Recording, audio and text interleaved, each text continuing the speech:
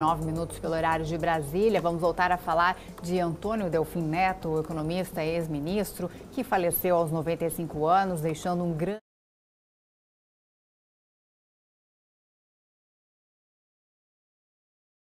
Uma figura influente durante os anos militares, exerceu papel fundamental na formulação das políticas econômicas que marcaram o período do chamado milagre econômico na década de 70.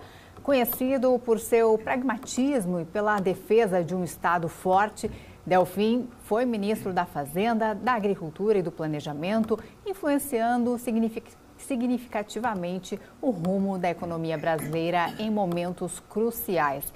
Formado em Economia pela Universidade de São Paulo, a USP, Delfim Neto se destacou não apenas por sua atuação no governo, mas também por sua longa carreira acadêmica. Ele foi autor de diversos livros e artigos, foi professor titular da USP e contribuiu para o debate econômico nacional por décadas. Delfim é autor da célebre frase que diz que é preciso fazer o bolo crescer para depois dividi-lo, defendendo que era primeiro necessário impulsionar o PIB para depois dividir a riqueza entre a população. Sua personalidade, controversa muitas vezes, fez de Delfim uma figura admirada e criticada em igual medida. Ele continuou a ser uma voz ativa e respeitada no cenário político e econômico até os últimos anos de vida, escrevendo colunas e concedendo entrevistas em suas... compartilhava ali suas visões sobre o Brasil e o mundo. Ele será lembrado como um dos mais influentes economistas do país, alguém que soube navegar com maestria pelas complexidades da política e da economia, deixando uma marca indelével ali na história do Brasil. Eu volto aqui com o Vandic Silveira para repercutir um pouco mais da história deste grande economista que fez parte da história brasileira, passou por um período ali muito significativo que foi o período militar. Ele foi um dos signatários, inclusive, do AI-5, né, que endureceu o regime militar. Eu queria que você falasse um pouco, né, desse período mais polêmico que foi um importante destaque na vida de Delfim. Isa, eu acho que ter participado e assinado o AI-5 é menor do que a carreira do Delfim. A carreira do Delfim como economista, como pensador, como político, como homem público é muito maior do que a assinatura do AI-5. E eu digo isso porque muitas vezes a gente quer marcar uma pessoa por uma foto e esquece de ver o vídeo, o filme da vida dela. O AI-5 foi um momento repudiável da história brasileira, porque marcou definitivamente uma ruptura com qualquer processo democrático. No entanto, nós vivíamos numa situação de guerrilhas urbanas, guerrilhas camponesas no Araguaia, em partes distintas do país. Então, é muito difícil a gente olhar e falar assim, o AI-5 só foi mal. Não, eu acho que as coisas têm que ser vistas dentro de contextos, e o contexto da época. Existia um processo de disseminação do comunismo pelo mundo, a China tinha caído, o Vietnã estava caindo, uma série de processos que havia, existiam operativos cubanos dentro do Brasil trabalhando, assim como os soviéticos. Então, a coisa era séria em termos de ameaça democrática pela esquerda como pela direita. A esquerda nunca foi democrática. A esquerda sempre foi totalitária, como ela é. Todos os lugares onde a esquerda ocupou são regimes totalitários. Não existe democracia com a esquerda presente.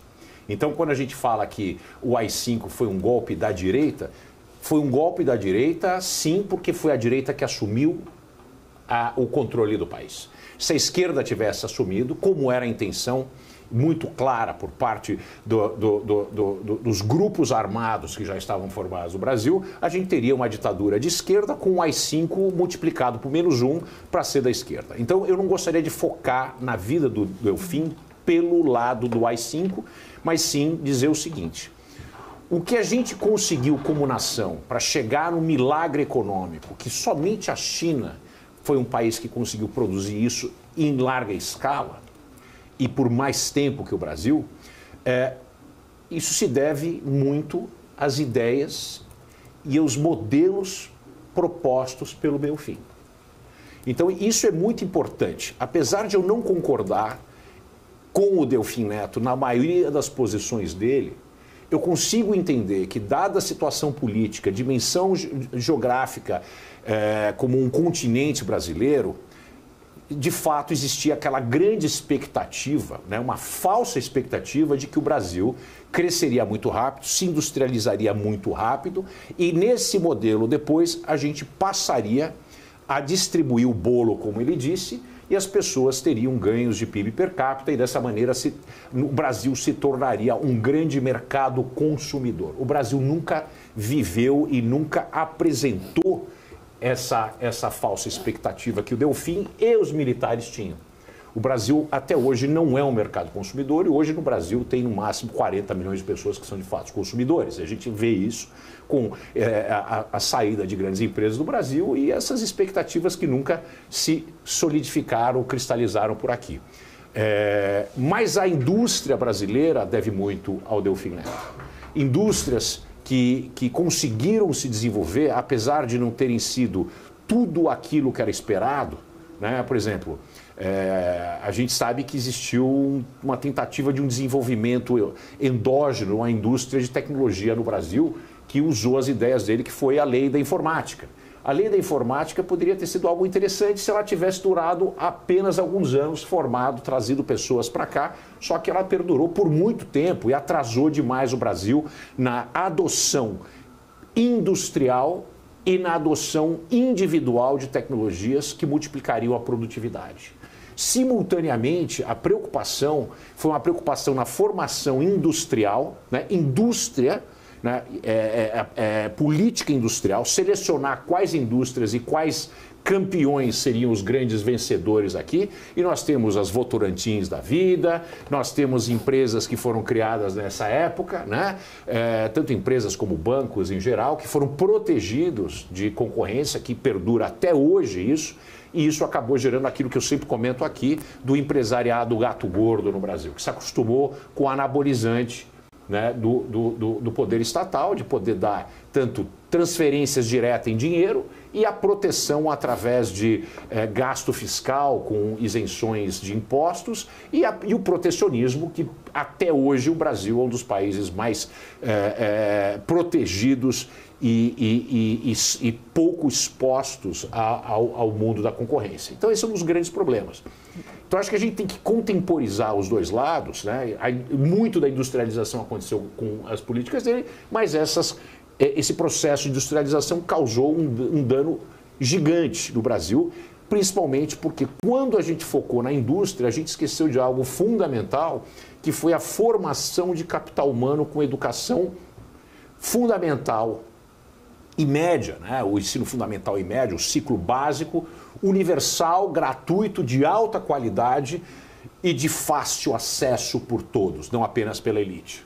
Então, a gente, diferentemente da China e mais contemporâneo com a gente, a Coreia, que investiu pesadamente na formação de capital humano, juntamente com incentivos para poupança doméstica e investimentos.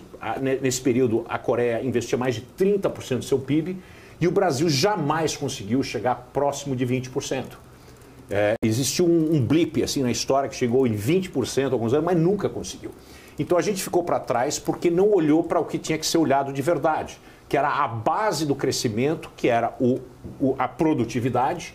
Não construir primeiro a indústria para depois gerar produtividade. A gente tinha que ter gente para operar. E o Brasil até hoje padece desse problema. Nós somos um dos países com o maior problema de produtividade entre os grandes países do G20. A produtividade real do trabalho no Brasil é pífia e ela não cresce de verdade há mais de 50 anos. Quer dizer, em 1960, um americano fazia o que 4 brasileiros faziam. Hoje é um pouco pior, 4 ponto alguma coisa. Quer dizer, um americano faz em 15 minutos o que leva um brasileiro 1 hora para fazer. Então, esse tipo de coisa não foi pensado nem pelo regime militar, onde eu penalizo o regime militar e pelo pensamento econômico do Delfim. Agora, quando a gente olha, eu acho interessante a conversa, porque o Delfim, apesar de ter tido divergências ideológicas parciais com o Lula e com a esquerda, posteriormente, Delfim e o Lula se encontraram porque ambos eram a favor de estados fortes, grandes, gastadores, interventores e que protegiam a economia e que selecionavam os campeões.